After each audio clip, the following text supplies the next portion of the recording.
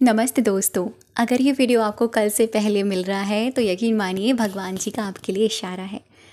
कल है शिव तेरस, जिसको हम शिवरात्रि, सावन की शिवरात्रि भी कहते हैं। और ये जो आज मैं आपको बताती हूँ ना, ये मैं हर साल करती आ रही हूँ। और अब तो मेरी शादी हो गई है तो अब भी मैं करूँगी ही करूँगी। तो आप लोग ज़रूर कीजिएगा, ख़ास तौर से वो लोग जो लोग चाहते हैं ना शादी के मामले में खुशनसीब होना, है ना, या जिनकी मैरिज प्रॉब्लम है, या सेपरेशन चल रहा है, या अंडरस्टैंडिंग नहीं है, या फिर वो चाहते हैं किसी से शादी करना, वो नई चीज़ हो रही है, ठीक है, या कोई ऐसी इच्छा है जो पूरी नहीं हो रही है, मतलब जो भी चीज़ें हैं आपकी, ठीक, आप इन सारी चीज़ों के लिए कल की रेमेडी कर सकते हैं। और करना क्या है, चलिए मैं आपको बताती हूँ। आपको कल पार्थिव शिवलिंग बनाना है अपने हाथों से। अगर लड़कियां आप वीडियो सुन रहे हो मेरी, अगर आपको गर्ल्स प्रॉब्लम चल रही है तो कोई बात नहीं, आप फैमिली में किसी से बनवा लीजिएगा। लेकिन हर घर में कल के दिन पार्थिव शिवलिंग ज़रूर होना चाहिए। ऐसा कहा जाता है कि जब हम अपने हाथों से शिवलिंग का निर्माण करते हैं और फिर उसको अभिषेक करते हैं तो महादेव तक वो हमारी पूजा स्वयं डायरेक्ट जाती है।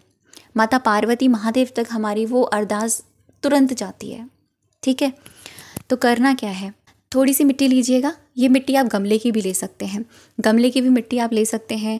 आपके घर में कोई जैसे कि गौर माता बनाते हैं या उसकी मिट्टी रखी है, ले सकते हैं।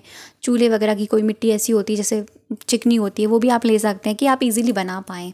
ठीक है, बनाना कब है, आप वो ना एक दिन पहले भी बना के रख सकते हो, ऐसा कुछ भी नहीं है। कुछ लोग कहते हैं कि एक दिन पहले नहीं बनानी चाहिए, ऐसा नहीं है, आप आज भी बना के रख सकते हो ताकि वो कल तक अच्छे से सूख जाए, है ना।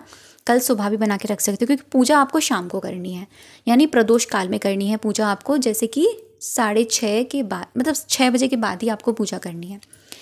आपको मिट्टी लेनी है, उसमें हल्का सा गंगा जल डालना है, हल्का सा कच्चा दूध डालना है और हल्की सी हल्दी कुमकुम डाल के आप उस मिट्टी को गूँथिएगा। गूँथने के बाद में आप शिवलिंग का आकार दीजिएगा। बनानी नहीं आ रही है तो आसान रखिए, बहुत ही आसान है बनाना।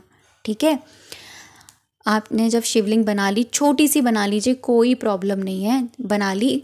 आप उस शिवलिंग के नीचे एक बेल पत्र का पत्ता ज़रूर रखिएगा, ठीक है, उसके ऊपर ही रखिएगा शिवलिंग को।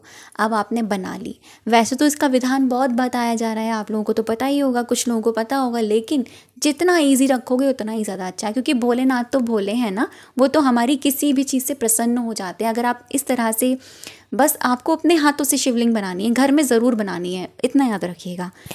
अगर आपके पास बेलपत्र नहीं है कोई बात नहीं, चंदन नहीं है कोई बात नहीं, तिलक नहीं है कोई बात नहीं, चढ़ाने के लिए फूल तक नहीं है ना, कोई बात नहीं, टेंशन लेने की ज़रूरत नहीं है कि ये नहीं है कि पता नहीं क्या होगा, कैसे होगा, क्यों नहीं होगा, नहीं, बिल्कुल नहीं। आप सच्चे मन से अगर पूजा करेंगे तो वो भी उन तक जाएगी जाएगी, क्योंकि महादेव बहुत उनकी वो करुणामय है, वो प्रेम के सागर हैं शिव जी। ठीक है, आपने जब बना ली, अब आपको इनकी पूजा कैसे करनी है, शाम को प्रदोष काल में, जैसे मैंने आपको बताया, उस वक्त आप सारे फैमिली के मेंबर भी बैठ सकते हो। अगर कोई भी नहीं बैठता है तो आप स्वयं भी बैठ जाइए अकेले, कोई दिक्कत नहीं है। घर का एक सदस्य तो कर ही रहा है ना पूजा। अच्छे स्वच्छ कपड़े पहनकर, कोशिश करना हाथ मुँह धो के, कपड़े अच्छे से स्वच्छ पहनकर बैठना, आसन लगा के आराम से, और उन शिवलिंग को किसी परात में या थाली में रख लीजिएगा। और फिर आपको ना छोटे से तांबे के लोटा हो या कोई दिक्कत, तांबे का नहीं तो स्टील का, कोई बात नहीं, जल अभिषेक कीजिएगा उनका। ठीक है, नमः शिवाय का जाप कीजिएगा, हल्दी कुमकुम तिलक सब कुछ करिएगा उनका। ठीक है, उसके बाद में आप फूल पत्र और बेलपत्री सब कुछ उन पर चढ़ाइएगा। जो आपके पास है वो उनको चढ़ा दीजिए। एक फल है, फल चढ़ा दीजिए, एक मुद्रा है, कोई धन है, वो चढ़ा दीजिए।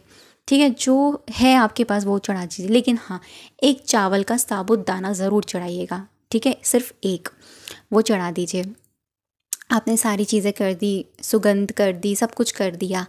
अब आपको शिव जी का ध्यान करना है। ठीक है, ध्यान कैसे करेंगे, नमः शिवाय का जाप कर सकते हैं। नमामि शमि श्याम निर्वाण रूपम विभु व्यापकम ब्रह्म वेद स्वरूपम, इस स्तोत्र का जाप कर सकते हैं। ठीक है, नहीं आता है बैकग्राउंड में लगा सकते हैं। अब आपकी जो इच्छा है, जिसके कारण आप बहुत परेशान हैं, ठीक है, उनको बोलिए। और मैं तो ये कहूँगी कि आप छोटे से पेपर में उस इच्छा को प्रेजेंट टेंस में, जैसे वो हो गई है, बस आप भगवान को कृतज्ञता का भार कर रहे हैं, वो लिख देना रेड पेन से। उस चिट को चुपके से शिव जी को अर्पण कर देना वहीं पे, ठीक है।